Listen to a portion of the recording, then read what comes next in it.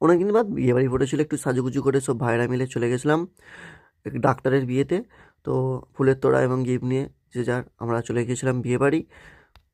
বড়বাবুর সঙ্গে দেখা করে আমরা দিয়ে দিই গিফট এবং ফুলের তোড়া, দিয়ে আমরা ক্যামেরা রোলে একটু ছবি তোলার জন্য তো একটু আমরা ভিড়ের মধ্যে সবাই দাঁড়িয়ে একসাথে একটা ছবি তুলে ফেললাম।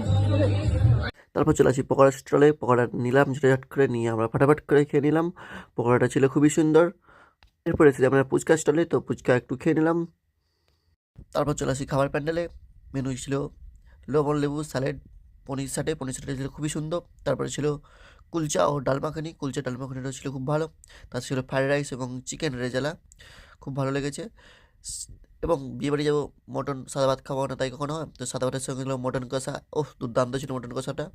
লাস্টে ছিল চাটনি পাঁপড় এবং কাঁচাগোল্লা আর কেশরভোগ কাঁচাগোল্লাটা খুব ভালো ছিল, তো বেশি করে খেয়েছিলাম। তারপরে লাস্টে আইসক্রিম চলে, আমি এখন আইসক্রিম খেতে থাকি বন্ধুরা।